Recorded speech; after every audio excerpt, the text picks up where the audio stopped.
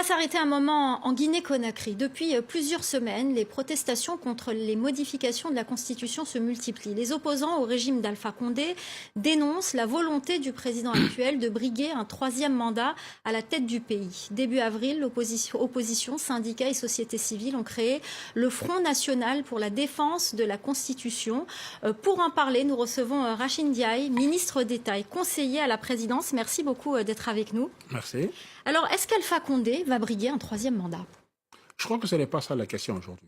C'est la question que beaucoup se posent. Bon, écoutez, c'est une question qui est posée alors que le débat qui se pose sur le terrain n'est pas celui-là. Le débat qui se pose sur le terrain aujourd'hui, c'est le débat autour de la mise en place d'une nouvelle loi fondamentale, d'une nouvelle constitution qui serait en mesure de mettre la Guinée au diapason de nouveaux enjeux qui se posent aujourd'hui à la société. Oui, mais cette constitution, justement, dans cette constitution, cette future constitution, il est peut-être question, justement, de remettre les compteurs à zéro, comme ça s'est passé en Côte d'Ivoire, comme ça va peut-être se passer au Togo, c'est en tout cas le souhait du président Faure Gnassingbé, de remettre les compteurs à zéro et de pouvoir briguer plus que de mandats. Et c'est pour ça qu'il y a toutes ces contestations. Non, je crois que c'est pour ça qu'il y a eu cette opposition qui a manifesté. Je crois que c'est une approche, mais aussi à la vérité, il faut quand même dire qu'il y a des gens qui manifestent contre, il y a aussi également des gens qui manifestent pour. Il y a une partie importante de la population aujourd'hui qui s'exprime à travers les villes, à travers les régions, pas plus tard qu'il y a 2-3 jours, ou à Kindia, où la population se clairement manifesté en faveur d'une nouvelle fondamentale. Je crois que ce qui est important, c'est de noter aujourd'hui que la Guinée était une démocratie dans laquelle les points de vue des uns et des autres sont pris en compte. Mais si on part du principe que la souveraineté appartient au peuple, je ne vois pas pourquoi il va y avoir un débat pour savoir est-ce qu'on pose la question au peuple ou pas. Vous savez, la Guinée, c'est quand même 60 années de vie institutionnelle, à travers lesquelles on a déjà eu 4 constitutions, et peut-être le schéma dans lequel on est en train de sortir, c'est que la dernière constitution qui a été rédigée, qui a été adoptée durant une période de transition, n'a pas été soumise à la population. Or, aujourd'hui, cette réalité est un petit peu importante pour les gens. Alors, on entend très bien ce que vous dites, mais l'opposition ne l'entend pas ainsi. On va écouter quelques réactions.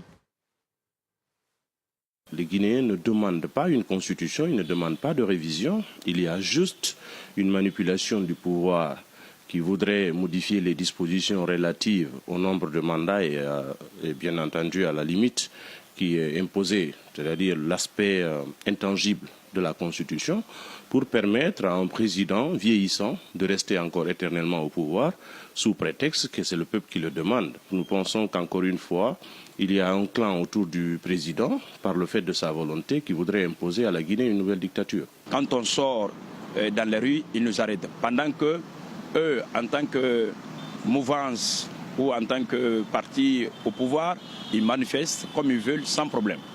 Donc ça fait que notre démocratie est malade, ça fait que notre démocratie est étouffée, ça fait qu'elle est offensée par celui qui est au pouvoir en ce moment, le professeur Alpha Condé, celui dont, durant toutes ces années, en tant qu'opposant, a lutté pour le respect de la Constitution, le respect de la démocratie dans notre pays.